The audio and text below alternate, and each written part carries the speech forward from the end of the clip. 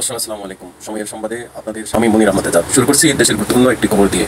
ঢাকার সন্ত্রাস বিরোধী ট্রাইব্যুনাল ইউএসএআইডির কর্মসূচি কর্মকর্তা জুলহাস মান্নান ও নাট্যকর্মী মাহবুব রাব্বি তনয় হত্যা মামলায় 6 জন আসামির ফাঁসির আদেশ দিয়েছেন। সোমবার বিচারক মুজিবুর রহমান এই রায় ঘোষণা করেন। নিজের আবাসিক টাওয়ারে একজন গার্ড রেখেছেন, বাসায় অস্ত্র রাখছেন এবং পুরো ফ্ল্যাটে সিসিটিভি বসিয়েছেন।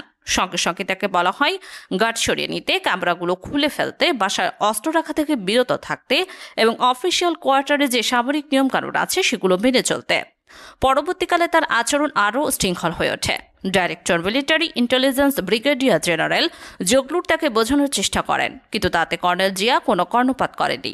পরে আর্মি নিরাপত্তা ইউনিটের কমান্ডেন্ট ব্রিগেডিয়ার জেনারেল ফজল তাকে আলাপের জন্য ডাকেন। পরে ব্রিগেডিয়ার জেনারেল ফজল আমাকে জানায়, জিয়ার সঙ্গে কথা বলতে গিয়ে মনে হয়েছে যেন সে এমন একজনের সঙ্গে কথা বলছে যার মস্তিষ্ক পাথর বা ইটের টুকরো দিয়ে ঠাসা। বোঝানোর কোনো উপায় নেই।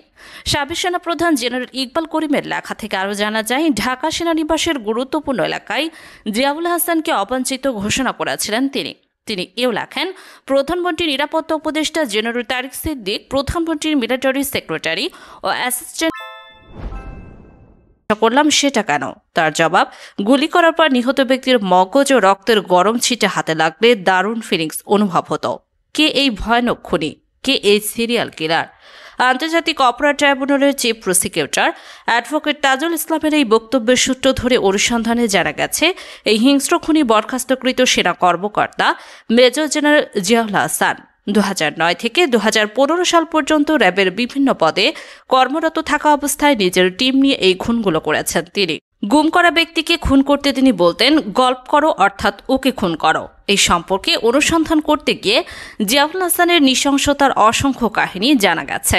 পলাতক শেখ হাসিনা এবং তার নিরাপত্তা উপদেষ্টা তারিক সিদ্দিকের নির্দেশেই বেশি মানুষকে গুম খুন করেছেন জিয়াউল হাসান। তিনি হাসিনা ও তারিক সিদ্দিকের একান্ত অনুগত বিশ্বস্ত ছিলেন। তাদের নির্দেশে গুম করে আয়নাঘরে রাখতেন ভিকটিমদের।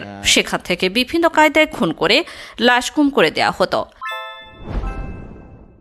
দণ্ডপ্রাপ্ত না হলেন চাকরিচ্যুত মেজর সৈয়দ জিউল হক, আকরাম হোসেন, মোজাম্মেল হোসাইন ওরফে সাইমন, রহমান, শেখ আবদুল্লাহ ও আসাদুল্লাহ।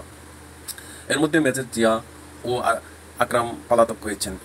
অন্য 4 জন কারাগারে আছেন। আর খালাস পেয়েছেন 2 আসামি, সাব্বিরুল হক চৌধুরী ও জুনাইদ আহমদ। রায়ে বলা হয়েছে, নিষিদ্ধ সংগঠন আনসার আল ইসলামের সদস্য ও এই আসামিরা সমকামীদের সমাজে প্রতিষ্ঠার দায়ী পরিকল্পিতভাবে জুলহাস ও তনয়কে হত্যা করে। আদালতের পর্যবেক্ষণে উল্লেখ করা হয়, এই হত্যার মাধ্যমে জনগণ আতঙ্ক ছড়িয়ে মত প্রকাশের স্বাধীনতা দমন করার চেষ্টা করা হয়। 2016 সালে 25 এপ্রিল রাজধানীর কলাবাগানে নিজ বাসায় জুলহাস মান্নান ও তার বন্ধু মাহবুব তনয়কে কুপিয়ে হত্যা করা হয়। এই ঘটনায় নিরাপত্তা কর্মী ও এক পুলিশ সদস্য আহত হন। মামলার বাদী জুলহাসের ভাই মিনহাস মান্নান বলেন, ঘাতকদের তিনি চিহ্নিত করতে পারেননি, তাই রায়ে সন্তোষ বা অসন্তোষ প্রকাশের সুযোগ নাই। এখন পর্যন্ত এইটুকুই। আপনারা সঙ্গে থাকুন পোস্ট টিভির পরবর্তী সংবাদে। সবাইকে ধন্যবাদ। আল্লাহ হাফেজ।